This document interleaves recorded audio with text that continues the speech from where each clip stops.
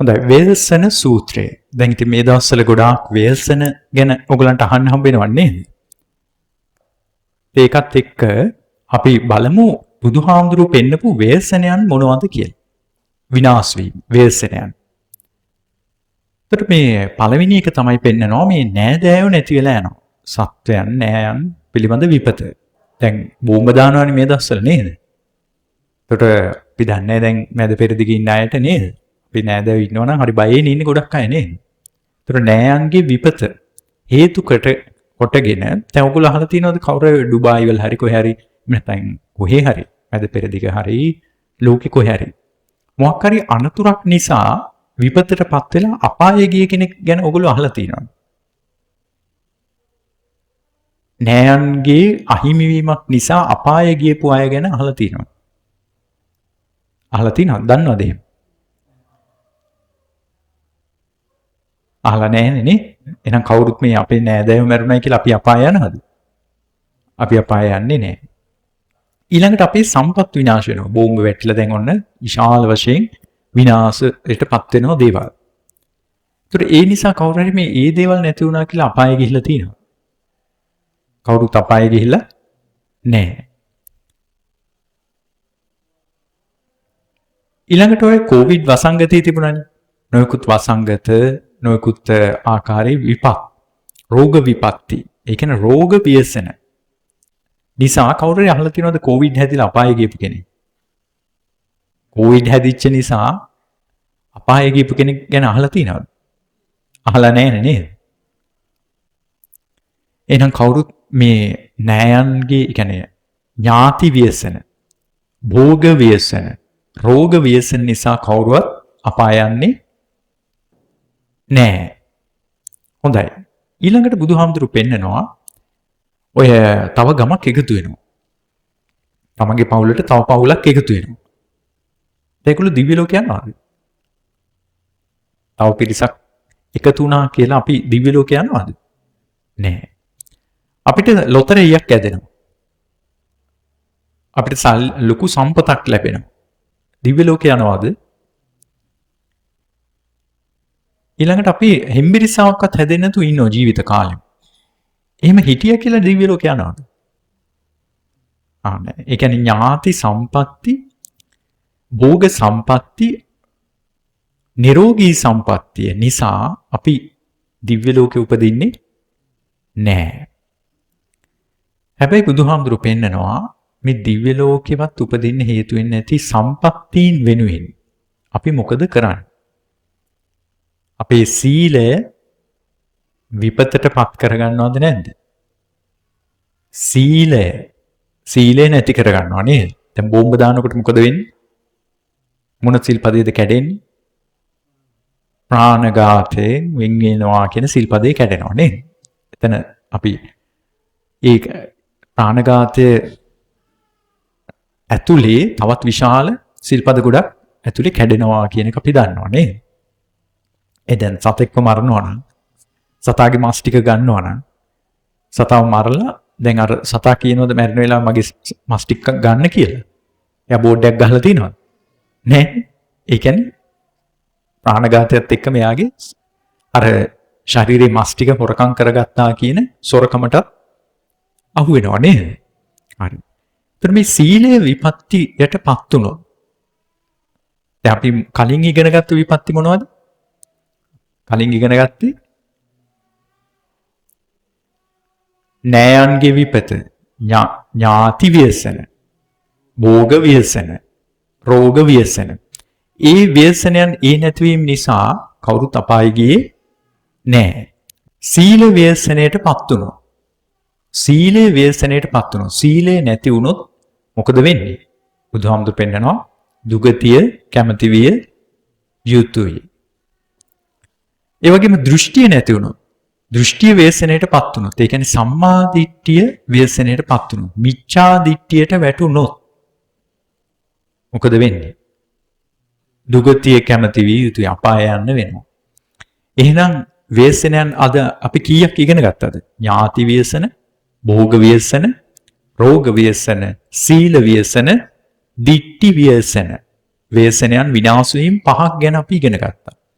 එතකොට මේ පහෙන් පළවෙනි තුන ඥාති ව්‍යසන, රෝග ව්‍යසන, ඒ වගේම භෝග ව්‍යසන.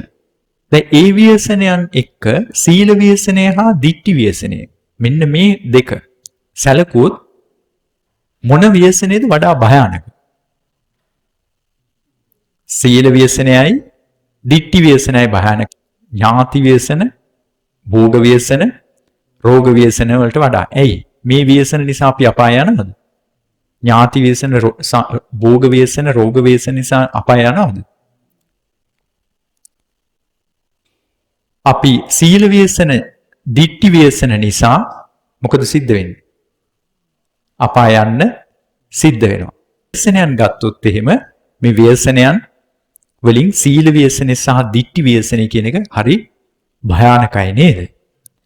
එතකොට අපි සීල සම්පත්තිය සහ ditthi සම්පත්තිය, ඒ කියන්නේ සම්මා දිට්ඨියටපත් වීම, සීලය ආරක්ෂා කර ගැනීම ඊටාම වටිනවා. මේ කාරණාව මෙන්න මේ ආකාරයට අපි තේරුම් ගත්තොත් අපේ දිට්ඨිය නැති වෙන ආකාරය, මිච්ඡා දිට්ඨියට වැටෙන ආකාරය බුදුහාමුදුරු පෙන්නනවා. ඒතර මේ මනවඩන රූපයක් අරගෙන ඒක සුභයි, නිට්ටයයි, සැපයි, මගේ කියලා ගන්නවා. ඒ කියන්නේ අපි අහලා තියෙනවා අනිච්ච දුක්ඛ අනාත්ත. අනිච්ච දුක්ඛ අනාත්ත කියන එක අහලා තියෙනව නේද? ඒකට ප්‍රතිවිරුද්ධ විදිහට හිතනවා. අනිච්ච දුක්ඛ අනාත්ත විදිහට හිතනවා කියන්නේ සම්මා දිට්ඨියට අනුව. ඒ කියන්නේ යෝනිසෝ මානසිකාරය. ඒ කියන්නේ ලෝකයේ ඇත්ත ඇති සැටියෙන් දකින්න උත්සාහ කරනවා. ඒකට විරුද්ධව දකින්න උත්සාහ කිරීම තමයි අයෝනිසෝ මානසිකාරය කියලා කියන්නේ. ඒ කියන්නේ අපි දකින්න උත්සාහ කරන්නේ නිච්ච සුඛ අත්ත. නිට්ටයයි, සැපයි, මගේ කියලා. අන්න එතකොට සුභයි, නිට්ටයයි, සැපයි, මගේ කියලා ගත්තොත් ඒ දකින්නේ සම්මා දිට්ඨියෙන්ද මිච්ඡා දිට්ඨියෙන්? මිච්ඡා දිට්ඨියෙන් යුතුව දකින්න. දැන් අපි හිතමු දැන් ඔන්න දැන් ඔයගලන්ට මේ මෙතනට උදාහරණ මනවඩන රූපයට උදාහරණ දාලා මේක බලන්න පුළුවන්. අපි උදාහරණයක් අරගමු බලන්න. දැන් ඔයගලන්ට කොයි වෙලාවකවත් දැන් ඔයගලන්ගේ මුණුපුරා දරුවව පේනවද දෙතිස් කුණපයක් විදිහට? දැන් දරුවව දැන් ඉතින් ඔය අපි දැන් ගෙදර ගියාට පස්සේ දැන් දරුවා දුවගෙන එනවා. අනේ මගේ දරුවා කියලා සුබ සංඥාවක් නේද හිතේ එන්නේ? කොයි වෙලාවකත් අසුබ සංඥාවක් එනවද? දරුවා මුණු පුරා මිනිපිරි කියන අසුබෙන් බලනවද? දෙතිස් කුණපයක් විදිහට බලනවද? නැහැනේ. හරි සුබ අනේ කියලා බදා ගන්නවා නේද? ඇත්තද නැද්ද? ඇත්ත. ඒක මනවඩන රූපයක්ද නැද්ද? දරුවා මුණු පුරා මිනිපිරි මනවඩන රූපයක්. දැන් දරුවව දැක්ක ගමන් අම්මෝ හෙට මැරෙයිද දන්නේ නැහැ. හෙට මැරෙයිද දන්නේ නැහැ. කොයි වෙලාවෙ මැරෙයිද දන්නේ නැහැ. ඔහොම හිතේ තින්නවද? නිත්‍යද අනිත්‍යද? අපිට හිතෙන්නේ මෙයා හැමදාම නිත්‍යයි කියලා නේද? එතකොට අපි කොයි වෙලාවකත් ඒක අනිත්‍යයි කියලා හිතෙන්නේ නැහැ. අපිට පේන්නේම නිත්‍යයි කියලා ගන්න. ඇත්තද නැද්ද? අපි ඒක කරනවද නැද්ද? කරනවා. හරි. ඊළඟට දරුවා දකින්නකොට මහා දුකක් එනවද? හරි සැපයක් එනවද? නේද? මොනවද කී කොහොම හරි යනවන්නේ බබාව බලන්න නේ. එතකොට මේ බබාව දකින්නකොට අපිට එන්නේ හරි සැපයක් හිතට එන්නේ. කොයි වෙලාවකවත් කියනවද මේ බබා මේ අනුන්ගේ කියලා? කාගේද? මගේ. කොහොමද මේ අනුන්ගේ වෙන්නේ? මගේනේ. මගේ ලෙයින් හැදිච්ච එකනා. නේ? එහෙනම් ඒක ඇත්තද නැද්ද? ඇත්ත. එහෙනම් අපි සුභයි, නිට්ටයයි, සැපයි, මගේ කියලා ගන්නවද නැද්ද මනවඩන රූප? ගන්නවා. නෝන මහත්ය වෙන්න පුළුවන්, තමන් කැමති කෙනෙක් වෙන්න පුළුවන්, එහෙම නැත්නම් දරුවෙක් වෙන්න පුළුවන්, යාන වාහනයක් වෙන්න පුළුවන්, ගේ දොර ඉඩකඩම් වෙන්න පුළුවන්, මිල මුදල් වෙන්න පුළුවන්, ඇඳුම් පැළඳුම් වෙන්න පුළුවන්, ඕනම දෙයක් මෙතනින් තමන්ට උදාහරණයක් විදිහට අරගෙන තියලා මෙතන බලන්න පුළුවන්. සුභයි, නිට්ටයයි, සැපයි, මගේ කියලා ගන්නව නේද? අයෝනිසෝ මානසිකාරයෙන් අපි වැරදි දෘෂ්ටියෙන් යුතුව මගේ කියලා ගන්නවා ලෝකේ මනවඩන දේවල්. හැමදේම ගන්නවද? හැමදේම ගන්න අපිට තියෙන විශේෂ මනවඩන අපිටම ආවේනික රූපයන්. එහෙනම් ඔන්න අපි ඔප්පු කරගත්තා අපිට මේක තියෙනවද නැද්ද? මිච්ඡා දිට්ඨිය තියෙනවා. එහෙනම් ඔන්න දිට්ඨිය නැතිව ඉන්නේ. දිට්ඨි ව්‍යසනයක් වෙලාද නැද්ද? දැන් දැක්කනේ වෙලා තිබුණා කියලා කොයි වෙලාව හරි නේද? දැන් මේ වෙලාවේ නැති වුණත් කොයි වෙලාවකට අපිට උනා කියලා අපි ඔප්පු කරගත්තද නැද්ද? ඔප්පු වෙලා තියෙනවා. එහෙනම් ditthi උපාදානෙන් ඉන්නේ දැඩිව අල්ලගෙන ඉන්නේ දැන්. ඔන්න දැන් දරුවා ගැන හරිය සැලසුම්. තමන්ගේ උදාහරණ අරගෙන බලන්න. අර මනෝඩන් රූපේ අපිට නැති කරගන්න ඕනේ මේක හැමදාම මගේ ඇස් දෙක ඉස්සරහා තියෙන්න ඕනේ. හැමදාම මෙයා ඉන්න ඕනේ මගේ ඉස්සරහා. එහෙමද තියෙන්නේ? තව දියුණු වෙන්න ඕනේ. බබා තව ලස්සන වෙන්න ඕනේ, දියුණු වෙන්න ඕනේ. ඒක ලෞකික අර්ථයෙන් වැරදි කියන අර්ධහසක් නෙවෙයි වැරදියට තේරුම් ගන්න එපා. අපි බලන්නේ අපේ හිතට මොකද්ද වෙන්නේ මේ උනේ මේ වෙලාවේ කියන එක තමයි තේරුම් ගන්න උත්සාහ කරන්නේ. ඔන්න සැලසුම් හදනවා. ඒකට කියනවා සංකප්ප කියලා. අපි සැලසුම් තියෙනවනේ ගොඩක් ඒවනේ. හෙට කොහොමද? ඊළඟ සතියේ කොහොමද? ඊළඟ මාසේ කොහොමද? ඊළඟ මාස 6 කොහොමද? ඊළඟ අවුරුද්දේ කොහොමද? ඊළඟ අවුරුදු 5 කොහොමද? නේද? සැලසුම් තියෙනවනේ මේ අහවල් ඉස්කෝලේට දාන්නේ. එහෙම නැත්නම් දරුවා මෙන්න මෙහෙමයි මම මෙන්න මේ දේපල් ටික මෙයාට දෙන්නේ. එහෙම තියෙනවනේ සැලසුම්. තියෙනවනේ. හරි. ඊළඟට ඔන්න මගේ කියලා දැන් දැඩිව අල්ලගෙන ඇතුලේ තියෙන වාදයක්. අත්වාද උපාදාන. ඒක දැඩිව අල්ලගෙන මගේ කියන එක අල්ලගෙන ඒ වාදයක් ඇතුලේ තියෙනවා. ඒකත් අනුව අර සංස්කාරයන් සකස් කිරීම වලට දැඩිව ඇලිලා ඉන්නවා. ඒ කියන්නේ මේ අකුසල සකස් කිරීම වලට නරක දේවල් පැත්තට දැන් දරුවා වෙනුවෙන් ඕනම දෙයක් කරන්න ලෑස්තිද නැද්ද? ඕනම තව කෙනෙක්ගේ බෙල්ල මෙරිකල් හරි මගේ දරුවා මේව කරගන්න ඕනේ. එහෙම එනව නේද? දැන් හිතන්නකෝ රෑ ඔන්න දරුවව නිදි කළා. ප්‍රායෝගිකව ගමුකෝ මේක පොඩ්ඩක්. දරුවා නිදි කළා ඉන්නවා. ණයෙක් එනවා. දැන් දරුවා කාම එතෙනවා දැන්. දරුවට කිට්ටු වෙනව ණය. කොටනවද නැද්ද? කැත්තරන් කොටනවද නැද්ද? ණයව මරලා හරි දරුවා බේර ගන්නවද නැද්ද? බේර ගන්නවා. එහෙනම් අකුසලයට යනවද නැද්ද? අර මගේ කියලා අල්ලගත්තට පස්සේ ඕනම දෙයක් කළා බේර ගන්න. එතකොට එහෙනම් අකුසල කයින් කරන වැරදි වලට යොමු වෙනවා.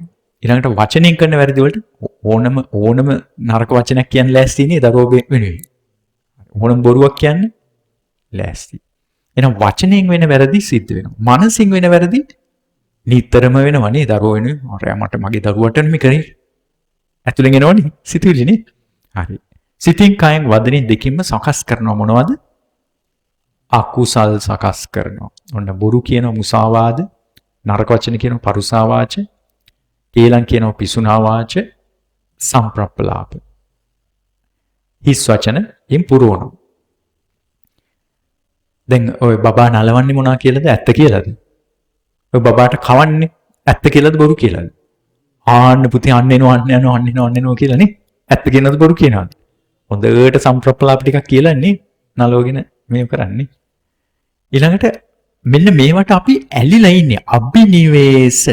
හොඳට බොරු කියන එකට ඇල්ලද නැද්ද? ඇල්ලලා ඉන්නේ. මට මෙච්චර ලොකු පඩියක් හම්බ වෙනවනේ. මොනවා කළා? මම ලොකු ගණන් වලට මේව විකුණනවනේ මේ කිසිම වටිනකමක් නැති එක. මම මෙච්චර ගානකට විකුණනවනේ. ඒකට ඇලිලාද නැද්ද? දැන් කාත් එක්ක හරි ඒ බොරුවක් කියනවාද ඒ වෙලාවේ? එයා ඒක කාට හරි කියන වෙලාවේ බොරුවක් කියනවාද? එයා ඒ වෙලාවේ බොරුවක් කියන්නේ නෑ. හැබැයි ඒකට ඇලිලාද නැද්ද බොරු කියන එකට? ඇලිලා. ඔය සමහර නෝනල මහත්තුරු ඉන්නවා. එයා කතා වෙලා ඉන්නේ. අපි මේ දැන් පාටියට යනවා. ඔයා මෙහෙම කියන්න. ඔයා මෙහෙම කියන්නේ මේ කාර් එකක් නෑ. ඒ උනාට බෙන්ස් එකක් නෑ. ඒ උනාට බෙන්ස් එකක් තියෙන වගේ ඇඟ වෙන්න තමයි කතා කරන්නේ. නේද?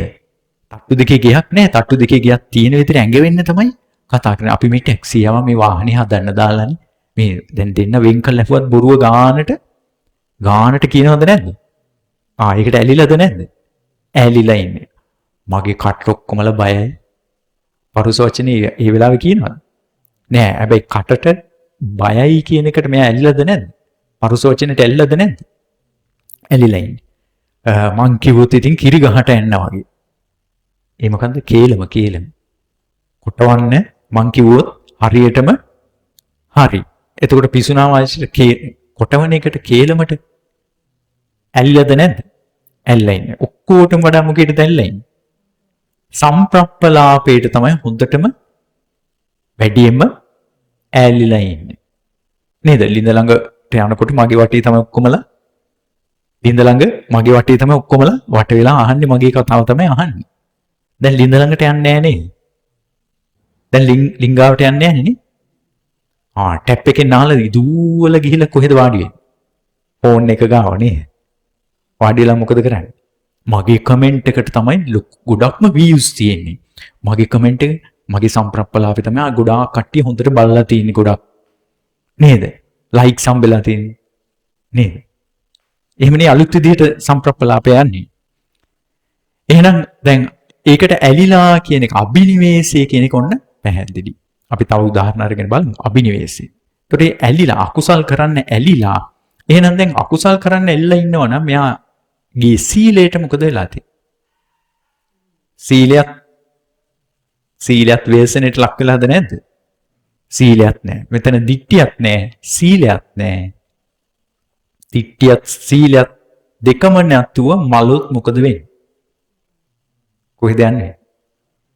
අපාය. දැන් පොඩි දරුවෝ ඉන්නවනේ. ඔය පොඩි දරුවන්ව බය කරන්න පුළුවන්ද? පුතේ යන්න මේ පොලිසියෙන් එනවා. පුතේ යන්න පොලිසියෙන් එනවා. ඔයාව හිරේ දායි. අත දරුවෙක්ව බය කරන්න පුළුවන්ද? ඇයි? ඒ දරුවා දන්නවද පොලිසිය කියන්නේ මොකද්ද? හිරේ කියන්නේ මොකද්ද කියලා දන්නවද? දන්නේ නැහැ. එයාව බය කරන්න බෑ. ඔය සමහර මිනිස්සු කියනවානේ මං ඕන අපාය ගන්න ලෑස්ති අරගෙන පලි අරගෙන. අරගෙන පලි අරගෙන මං ඕන අපාය යන්න ලෑස්ති. එහෙම කියන්නේ අපාය ගැන හරියට දැනගෙනද? හරියට දැනගෙන නෙමෙයි. එහෙනම් මේ පුතාට දැන් අපි බබාලා ගැන කිව්වනේ නේද? දැන් මේ බබාට ඒ බබා කියලා කිව්ව කවුද? හිත පොඩි ළමෙක් වගේ. එයා හරවන පැත්තට යනවා. එහෙනම් මෙයාට පොඩි ළමයට වගේ මේක හරියට කියලා දෙන්න ඕනේ මොකක් ගැනද? දිට්ඨියක් සීලයක් නොමැතිව අපාය යන හැටි මෙයාට පොඩි ළමයට වගේ පෙන්නලා දෙන්න ඕනේ. දැන් එහෙනම් අපි පොඩ්ඩක් මේ පැත්ත ගැන පෙන්නලා දෙන්නයි යන්නේ. දැන් ඔය මරණ කපන කොටනේවත් බලන්න ටිකක් අමාරු අය ඇස් පියා ගන්න. හැබැයි මේ බබාට කොහොම හරි කියලා දෙන්න එපා. කන් දෙක නම් වහගන්න එපා. කන් දෙක නම් කොහොම හරි අල්ලලා තියාගන්න ඇස් වහගන්න බලන්න බය නැහැ. ඔය මරණ කපන කොටනේවනේ බල ඉන්නේ ටීවී එකේ ෆෝන් එකේ නේ ගත්තත් නේ. ගේම් ගහන්නෙත් ඕවනේ. බය නැහැ නේ. නේද? හොඳයි. එහෙනම් අපි පෙන්නලා දෙන්න උත්සාහ කරමු. එහෙනම් හොඳට අවධානය යොමු කරන්න. හොඳයි ඉස්සෙල්ලම ගහනවා අපායට ගෙනහිලා අතපය හතරට උල් හතරක් පස්සෙන් උල් ගහනවා පපුවට ගිනිගත්ත රළු පොළොවට තියලා. කරුමේ ගෙවෙනකම් මැරෙන්නේ අවුරුදු දහස් ගණන් දුක් විඳිනවා මෙහෙම. ඊළඟට ඇදගෙන ගිහලා කකුල් දෙකෙන් එල්ලලා ඒ කියන්නේ වැයෙන් ඇහැලා ඒ කියන්නේ උදළු ගාලා බිම දාලා කෙටීරෙන් කොටලා තුවාල කළ ගිනිගත් රළු පොළොවේ බිම දිගේ ඇදගෙන යන අවුරුදු දහස් ගාන. ඊළඟට විශාල ගිනි ගන්න පර්වත වලට නංවනවා බස්සන. අවුරුදු දහස් ගාන පිච්චි මේකේ දුක් විඳිනවා. ඊළඟට ඇදගෙන ගිහලා විශාල ලෝදිය හැලිය කොබනවා. ලෝකුමුණේරේ. ඒ ඉහළට පහළට හරහාට මේකේ තැම්බෙනවා පිච්චෙනවා. ඊළඟට ඇදගෙන ගිහලා දාන අවුරුදු දහස් ගානකට පස්සේ විශාල ටිවලින් ගිනි දළු මතුවෙනවා. ගිනි ගන්න කුහරයක් මහනිරේ. මේ හැම බිත්තියකම ඈතින් අර එන ගිනිදළු අනිත් බිත්තිය කියලා වදින්නේ. ඈතින් දොරක් ඇරෙනා වගේ පේනවා. ඒ දොර පැත්තට වේගෙන් දුවනවා දැන්. දොර ඇරිලා ඒ කිට්ටුවට එනකොටම දොර වැහෙනවා. ආපහු අනිත් පැත්තට දුවන. උදේට ගිහිල්ලා යන්තම් දොරකින් පැනගත්තට පස්සේ වැටෙන ඊළඟ නිරේට. ඒක තමයි ගූට නරකේ. මේ අසුචි නිරේ ඉන්නවා තියුණු මෙති පණුව මේගොල්ලෝ අර හැම විදලා ඇට මිදුළු කනවා. වේදනාවේ මේ සත්තුන්ගෙන් බේරෙන අවුරුදු දහස් ගාණක් මෙහිම දුක් විඳ දුවනවා මේකේ. ඊළඟට වැටෙන්නේ කුක්කුල නිරේ, උණු අලු නිරයක්. මේ උණු අලු වල පිච්චි තවත් අවුරුදු දහස් ගාණක් මේකේ දුවනවා. කර්මෙ ගෙවෙනකම් මැරෙන්නේ. පිච්චි දුවනවා. ඊට පස්සේ ඔය විදිහට දුවලා ඔන්න ඒ කෙලවර පටන් ගන්නවා විශාල මේ කටු ඉඹුල් වනේ, කටු ගහ. මේකේ මේ එක ගහක් යොදුන් 100ක් උසයි. ගිනි ගන්න ගහේ උල් වලින් එන මේ ගහේ නංවනවා. උඩට යනකොට හොඳටම තුවාල වෙලා. මේ වනාන්තරය ඉවරනකොට තව දහස් ගානකට පස්සේ තියෙනවා මේ අසිපත් වනේ. මේ ගහේ කොළ හැදලා තියෙන මේ කඩු වලින්. ඒ ගස්වල කොළ වැටෙනකොට කෑලි කෑලි වලට කැපෙනවා. තුවාල යනකොට ඉස්සරහා විශාල නදියක් තියෙනවා. මේ නදියට ඒ පාර වැටෙනවා. මෙහෙන් යමපල්ලු අල්ලන්න එනවා. කෙලවරක් නැහැ. දුක්ඛේ විඳ අර අධික ශාර ජලී තුවාල පිටින් මේ කෑගහ දුවනවා. ගිහිලා අන්තිමට මගේ දිගට ඉන්න යමපල්ලු බිලි කටු දාලා ගොඩට ඇදලා ගන්න. ගොඩට ඇදලා ගත්තට පස්සේ දැන් ඔන්න අහුවෙලා තියෙන්නේ. ගිනිගත් අඬුවෙන් කට ඇරලා ගිනිගුලි කවනවා, ලෝදී පුවනවා, සම්පූර්ණ ආහාර මාර්ගයේ පිච්චිලා එළියට එනවා. කර්මෙ ගෙවෙනකම් මැරෙන්නේ නැහැ. ආපහු ගෙනිලා දානවා මුලට. මතකද මුල? මහනිරේ. මහනිරේ අසුචි නිරේ. අසුචි නිරේ උණුවලු නිරේ. උණුවලු නිරේ කටුයිඹුල. කටුයිඹුලෙන් අසිපත් වනේ. අසිපත් වනේ වේතරණී නිරේ. වේතරණී නිරේ ගිනිගුලි කවනවා, ලෝදී පොනවා, නැවත මහනිරේ. මේ චක්‍රය අවුරුදු ලක්ෂ ගාණක් පැහැෙන. දැන් පොඩි ළමයට තේරෙනවද? එනවා ඊළඟ ලෝක වලට. සංජීවේ, කාලසූත්‍රයේ, සංඝාතේ, රෞරවේ, මහා රෞරවේ, ප්‍රතාපේ, තාපේ, අවීච මහානරකේ. මේක තමයි දේවදත්තී. යතුන් 400ක් ශරීර විශාල. මේ කල්ප ඉවරනකම් මේකේ පැහැෙන. ඊළඟට ගෙවල එනවා ඉතුරු ලෝක වලට. പ്രേත ලෝකයට එනවා. ඒතර මේ പ്രേත ලෝකේ මේ මිනිස්සුනේ අකුසල් කළ ඉපදලා විරූපී මුහුණු ඇවිල්ලා කටකුණු වෙලා පණුව වැක්කිරන. හැම නැහැ. යක්ෂ කවුඩු යක්ෂ ගිජිලු ඔක්කොම මස් අදින එළියට. විරාපදෙන්. කුළු ගෙඩි දහස් ගණන් ඔලුවට වැදිලා අකුසල් කළා ඔලුව කුඩු වෙලා යනවා. ආපහු එකතු වෙනවා. ආපහු කුඩු වෙනවා. කර්මෙ ගෙවෙනකම් මැරෙන්නේ. ඊළඟට හොරකම් කළා හොරෙක් වෙලා අර කරපු පුරුද්දට සතෙක් වෙලා හොරකම් කළා ඒ සතාගේ ස්වරූපෙම ගිනි ගන්න. අනුන්ට ගිනි ගෙඩි දීලා අනුන්ගේ ගෙවල් ගිනි තියලා තමන්ගේ ශරීරය ගිනි ගන්න.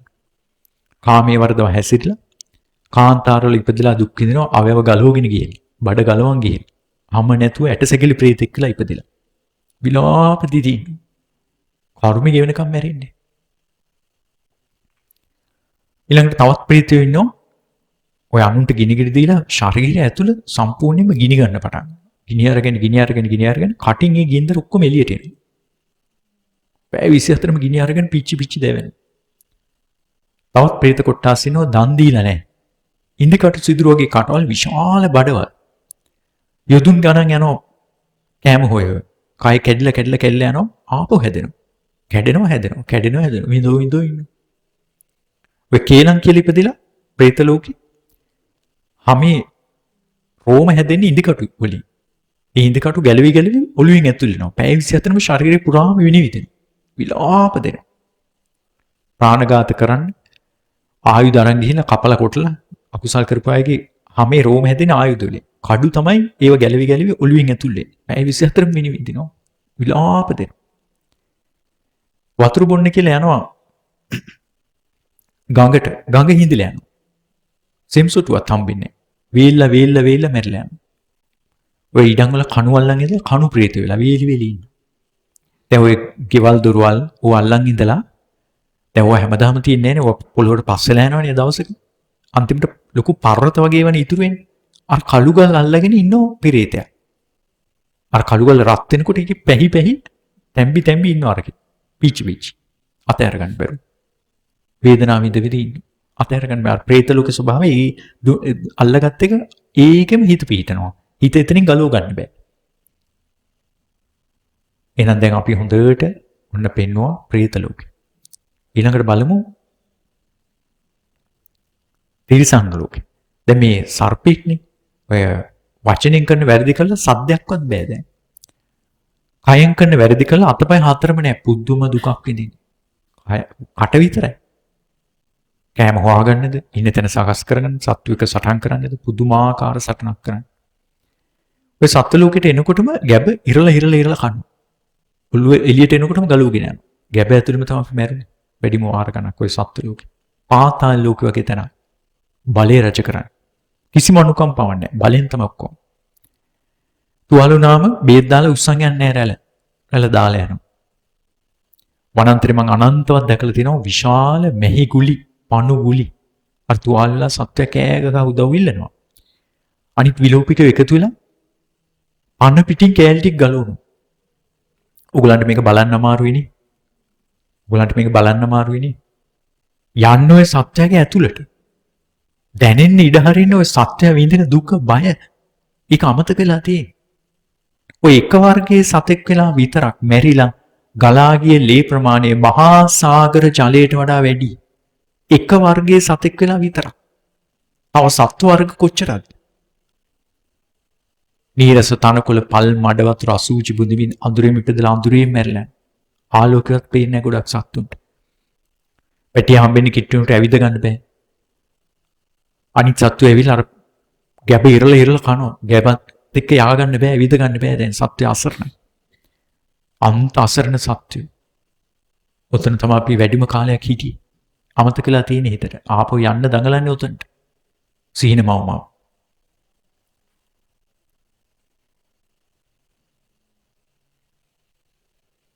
එහෙනම් මෙන්න මේ උපමාව බුදුහාමුදුරු පෙන්නනවා සතර අපායේ දුක්ඛය කෙටියෙන් කියන උපමාව. එක හෙල්ල පහරක දුක හිතා ගන්න බැරි තත්ත්වයක් තියෙනවා.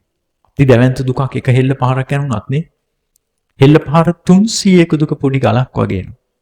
අපායට එක සැරයක් වැටුණොත් විඳින වෙන දුක හිමාල කන්දට වඩා විශාලයි. ලංකාව වගේ 9 ගුණයකට වඩා විශාලයි හිමාලය. ශ්‍රීපාද වගේ 4 ගුණයකට වඩා උසයි. මේ අති දැවැන්ත කන්දේ පුංචි ගල් කැටයක් හෙල්ල පහර 300ක දුකට උපමා කළේ. ඒතර මේ පණිවිඩය මේක හිතට හරියට කියලා දුන්නේ නැති නිසා මේ දුක වින්දා අනන්ත වාර ගණන් කරන්න බැරි හිමාල කඳු ප්‍රමාණයක දුකක් මේ වෙනකොට විඳලා තියෙනවා. මේක දැන් හරියට කියලා දුන්නේ නැත්නම් අනාගතෙත් විඳින වෙන දුක්ඛය හිමාල කඳු වලින් ගණන් කරන්න බෑ. අඬන්න වෙන ප්‍රමාණය මහා සාගර වලින් ගණන් කරන්න බෑ. අපි එක එක්කෙනාගේ ජීවිතත් එක්ක අපි මේ පාරේ කොහාටද අපි මේ යන්න උත්සාහ කරන්නේ කියලා. ඒතර මේ කත්තිය සූත්‍රය පෙන්නනවා අර අබ්බිනිවේසය කියන වචනයක් අපි තේරුම් ගන්න උත්සාහ කරා අකුසලයට ඇලිලා ඉන්නවා කියන එක. අබ්බිනිවේසය. අපි රජ කෙනෙක් ගමු. ඔය බෝම්බ දාන රජවරු ඉන්නවනේ. ඒතර එයා මොකේදද එයාගේ අදිෂ්ඨානය? එයාගේ අදිෂ්ඨානය බලය. ඒකටනේ බෝම්බ දාලා අල්ලන්න හදන්නේ පොළොව. ඒ කියන්නේ ඇලිලා ඉන්නේ මොකේදද? ආලය අබිනිවේසේ පොළොව. පොළොවට තමයි ඇලිලා ඉන්නේ. අබිනිවේසේ පොළොව. ඔන්න රජවරු ගැන දැන් දන්නවනේ ඔයගොල්ලෝ හොඳට නේ. අන්න රජුරුවන්ගෙන් බලන්න පුළුවන් අපි එයාගේ අදිෂ්ඨානයේ බලය. මොනවද එයා බලාපොරොත්තු වෙන්නේ? භෝග. අවසාන ඉලක්කය ඒකනේ සම්පත්. සම්පත් ටික වැඩි කරගන්න තමයි එයාගේ ඉලක්කය. එතකොට අන්න බලය. එයාගේ නුවණක් තියෙනවා. මොකටද නුවණ තියෙන්නේ? මොනවා කරන්නද නුවණ තියෙන්නේ? මොනා කරන්නේ? යුද්ධ කරන්න. යුද්ධ කරන්නේ නුවණ තියෙන කොච්චර සූක්ෂම නුවණක්ද නේ? නුවණ යොදලා බලය අල්ලගන්න බෝම්බ දාලා හරි පොළොව තමයි අල්ලගන්නේ. එයාගේ අවසාන ඉලක්කය මොකද්ද? එයාගේ භෝග ටික අඩු කරගන්නද වැඩි කරගන්නද? වැඩි කරගන්න. ඊළඟට බමුණන්. ඉන්දියාවේ හිට බමුණෝ ඔයගොල්ලෝ දන්නවනේ. මෙයාගේ තිබුණ බලය අල්ලන ක්‍රමය ටිකක් වෙනස්. රජුරු පේන්න බෝම්බ දාලා අල්ල ගන්නවානේ. මේගොල්ලෝ මොකද කරේ? මන්ත්‍රේ මතුරලා තමයි යාගේ අදිෂ්ඨානෙන් යාගේ යාගය හරහා යාගේ බලය වැඩි කරගන්න ගියේ. අවසාන ඉලක්කය මොකක්ද යාගේ? යාගේ භෝගය වැඩි කරගන්න එක තමයි. ඊළඟට ගෘහපති. බුදුහාමුදුරු පෙන්නන ගෘහපතීන් මොකටද මේ නුවණ මෙහෙවන්නේ? අදිෂ්ඨානයගේ මොකක්ද? දැන් අම්මා පොත් බෑගයක් ඉක්මනට එල්ලනවන්නේ. කරේ පොතේ ගිහලා ඉගෙනගෙන එන්න කියලා. ඒ මොකටද? අම්මා දන්නවා මෙයාගේ කැමැත්ත තියෙන්නේ ඉක්මනට හොඳට වැඩේ ඉවර කරගන්න. හොඳට වැඩක් ඉවර කරගන්න නේද අපි හැමෝම කැමති නේද? දැන් ඔයගොල්ලන් වැඩ කරන තැනක ඒ දෙන රාජකාරී ඉක්මනටම ඉවර කරගන්න නේද ඔයගොල්ලෝ කැමති? ඉක්මනටම ඉවර කරගන්න මොකද්ද ඔයගොල්ලන්ට තියෙන්න ඕනේ? හොඳ ශිල්ප ඥානයක් තියෙන්න ඕනේ. ඒ කියන්නේ නුවණ තියෙන්න ඕනේ මොකේද? වැඩේ හරියටම කරන්න. ඒ හරියටම කරන්න පුළුවන් නම් ඉක්මනට Tamanට වැඩේ ඉවර කරගන්න පුළුවන්. ඇයි මේ ඉවර කරන්න හදිස්සි? ඒතර ඇලිලා ඉන්නේ මොකේද? අභිනිවේෂය මොකද්ද? කර්මාන්තේ. ඇයි මේ ඉවර කරගන්න හදිස්සි? ඉක්මනට ඉවර කරොත් මොකද්ද යාට හම්බෙන්නේ? අනිත් තරඟකාරී කර්මාන්ත එක්ක ඉක්මනට ඉවර කරොත් මොකද්ද හම්බෙන්නේ? ලාභේ වැඩි කරගන්නගෙන භෝගය වැඩි කරගන්නේ තමයි ඉලක්කය. ඊළඟට කාන්තාවන්. කාන්තාවන් ගැන බුදුහාමුදුරුවෝ පෙන්නනවා. එතකොට මේ අයගේ අදිෂ්ඨානය මොකක්ද? හොඳ පුතු ලබන්න. හොඳම පුතා බිහි කරන්න තමයි කාන්තාවන්ගේ අදිෂ්ඨානය තියෙන්නේ. ඒතර ඒගොල්ලෝ ඇලිලා ඉන්නවා අභිනිවේෂයේ අධිපතිභාවයේ කාහරහා. කවුරු හරහාද අධිපතිභාවය ලබන්න බලාගෙන ඉන්නේ? දැන් කාන්තාවත් රජ වෙන්න යන්නේ කවුරු හරහාද? පුතා හරහා රජ වෙන්නයි යන්නේ හොඳම පුතා බිහි කරලා. නේද? බෝසතාණන් වහන්සේගේ අම්මා නම් ඒකට සමත් වුණා නේ. හොඳම පුතා බිහි කරන්නේ බෝසතාණන් වහන්සේ නේද? එතකොට මේ හොඳ පුතු ලබන්න නම් කාවද ඕනේ? තනියෙන් පුතු බිහි කරන්න පුළුවන්ද? බෑ. කාවද ඕනේ? කාන්තාවට කවුද ඕනේ පුතු බිහි කරන්න? පුරුෂයෙක් ඕනේ. නිකම් පුරුෂ වෙනවද? නෑ. මොකද්ද තියෙන්න ඕනේ? අලංකාරය තියෙන්න ඕනේ. එහෙනම් කාන්තාවන් මොකද්ද සොය යන්නේ? දිනු කරන්න උත්සාහ කරන්නේ ලස්සන. ඒ මොකටද? එයා බලාපොරොත්තු වෙන්නේ මොකද්ද? පුරුෂයන්. ඒ කොමකටද? පුතු ලබන්න. හොඳම පුතා බිහි කරන එකයි අදිෂ්ඨානයේ කෙලවරේ ඉලක්කය මොකක්ද? රජ වෙලා මොනවද බලාපොරොත්තු වෙන්නේ? සම්පත්. කෙලවර තියෙන සම්පත්. ඊළඟට අපි බලමු හොරු. දැන් හොරුන්ගේ මොකද්ද මේ තියෙන්නේ? ඒගොල්ලෝ ඇල්ලලා ඉන්නේ. ඒගොල්ලන්ගේ අභිනිවේෂය මොකද්ද? ඔන්න දැන් රජුරුවන්ගේ අභිනිවේෂය මොකද්ද? පොළව. බමුණන්ගේ අභිනිවේෂය මොකද්ද? ඇල්ලලා ඉන්නේ මොකේටද? යාගයට. ගෘහපතීන් ඇල්ලලා ඉන්නේ මොකේටද? කර්මාන්තයට. ඉක්මනට කර්මාන්ත ඉවර කරගන්න එක තමයි යාගේ ඉලක්කය. ඊළඟට ස්ත්‍රීන් මොකේටද ඇල්ලලා ඉන්නේ? අධිපති භාවයට. නේද? හොඳම පුතා බිහි කළා පුතා හරහා රජ වෙන්න සඳහා ඒ හරහා භෝග. ඊළඟට හොරු මොකේටද ඇල්ලලා ඉන්නේ? අන්ධකාරය. ඒගොල්ලෝ කැමති හොඳට හැංගෙන්න පුළුවන් තැනකට තමයි ඒගොල්ලෝ කැමති. ඒගොල්ලන්ගේ ඒ කියන්නේ මේ ඒගොල්ලන්ගේ අභිනිවේෂය තමයි අන්ධකාරය අහුවෙන්නේ නැති වෙන්න ඉන්න පුළුවන් තැන. එතකොට ඒගොල්ලන්ගේ මොකද්ද මේ බලාපොරොත්තුව? හොරකම් කරගන්න එක. පැහැර ගැනීම. ඒගොල්ලන්ගේ තියෙන අදිෂ්ඨානෙ හිතේ තියෙන මොකක්ද? දැන් රජුරුවන්ගේ තියෙන හිතේ තියෙන මොකද්ද? අදිෂ්ඨානය බලය. බමුණන්ගේ මන්ත්‍ර. ගෘහපතීන්ගේ ශිල්ප ඥානය. ස්ත්‍රීන්ගේ පුතු. හොරුන්ගේ කෛරාටිකකම තමයි හිතේ. දැන් අපිට ඔන්න අපේ චරිත ලක්ෂණ අනුව අපි කවුද කියන එක ඔන්න බුදුහාමුදුරුවෝ විග්‍රහ කරලා පෙන්නනවා. ඒ අනුව අපිට බලන්න පුළුවන් අපි කවුද කියන එකනේ. ඒතර මේ ලක්ෂණ අනුව අපි කවුද කියන එක බලන්න පුළුවන්. ඒතර අන්ධකාරයට ඇල්ලලා මෙයාගේ මේ හොරාගේ තියෙන ප්‍රධාන ඉලක්කයේ කෙලවර මොකද්ද තියෙන්නේ? එයා මුක්ති විඳිනවා. රජ්ජුරුව කෙලිම බෝම්බ දාලා අල්ලගෙන මුක්ති විඳිනවා. නේද? බමුණ මන්ත්‍ර වලින් නොපෙනෙන්න බලය පතුරලා එයා අවශ්‍ය ටික ගන්න. ගෘහපති නික්මන්ට වැඩ ඉවර කළා දීලා ගන්නවා. ස්ත්‍රීන් පුතු හරහා ගන්නවා. හොරා මේවා ඔක්කොම අරගත්ත ටික හොරෙන් හොරකම් කළා අහුවෙන්නේ නැති වෙන්න භුක්ති විඳින්න එයා අසු නොවි ඉන්න මම මේ අය මොනවා කළා හරි ගන්න ටික මං හොරකම් කරගෙන අහුවෙන්නේ නැති වෙන මට ඒක භුක්ති විඳින්න හම්බුනොත් ඒ ඇති හොරාට දැක්කනේ දෙක. අවසානයේ පෙන්නනවා ශ්‍රමණයන්. එයාගේ ඉලක්කය, එයාගේ බලාපොරොත්තු තමයි ඉවසීම හා කීකරුකම. එයා නුවණ දියුණු කරනවා. ඒ කියන්නේ ප්‍රඥාව තමයි දියුණු කරන්නේ. ඒ කියන්නේ දුකට හේතු වෙන දේවල් වලින් අයින් වෙන්න ප්‍රඥාව දියුණු කරනවා. එයාගේ අදිෂ්ඨානයේ සිතේ තියෙන්නේ මොකද්ද? සීලය. ඒගොල්ලෝ ඇලිලාද කොහෙට හරි? අභිනිවේෂයක් තියනවද? අභිනිවේෂයක් නෑ. කොහෙටවත් ඇලිලා නැත්තම් එයාගේ ඉලක්කය මොකක්ද? නිර්වාණය. ඒතර ඔයගලන්ට පේනවා මෙන්න ලෝකෝත්තර සම්මාදිට්ඨියෙන් යුතුව යන මෙන්න පාරක් තියෙනවා. ඒතර ලෞකික සම්මාදිට්ඨියෙන් අනිත් කටයුතු කරලා අපි හොඳ අය හැටියට ගමනක් යනවා. හැබැයි මේ නිවන හැරෙන්න අපිට කොහේ හරි දැන් අපි දැක්කා සතර පාය අතිශය බියකරුයි දුක් සහිතයිනේ. මේ කොහේ හරි තියෙනවද අපිට යන්න තැන? දැන් අපි දැක්කනේ සම්පත්. දැන් අපි දැක්කනේ සම්පත් දියුණු කළා මොකද වෙන්නේ? සම්පත් දියුණු කරා කියලා දියුණු අපිට දිව්‍ය ලෝක යන්න පුළුවන්ද? මේවා නැති වුණා කියලා සම්පත් නැති වුණා කියලා අපි අපාය යනවද? නෑ. නේද? එතකොට අපි ඊළඟට ඥාති ව්‍යසන, භෝග ව්‍යසන, ඥාතීන් නැති වුණා කියලා දැන් මේ විදිහට අපි එකතු කරගන්නවානේ. දැන් රජුරු එකතු කරගන්නවා විශාල පිරිසක් නේද? ඒ පිරිස එකතු කරගත්තා කියලා දිව්‍ය ලෝක යනවද රජුරු? නෑ. සේනාව වැඩි වුණා කියලා නෑනේ නේ. සේනාවට මුකුත් කරන්න බෑනේ. අපායට යනවා නම් සේනාවට පුළුවන් ද බේරගන්න? ඇමරිකාව ජනාධිපතිව සේනාවෙන් පුළුවන් ද බේරගන්න? එයාගේ කන ඇහෙන්නේ නැති වෙන එක අපි දැක්කනේ අපි ඔක්කොගෙම කන ඇහෙන්නේ නැතු යනවා කියලා නේ. එයාගේ කන ඇහෙන්නේ නැතු යන එක පුළුවන් ද හදන්න සේනාවට? බලයෙන් පුළුවන්ද? සල්ලි වලින් පුළුවන්ද? මැරෙන එක, ලෙඩ වෙන එක හරි ගස්සන්න පුළුවන්ද? බෑ.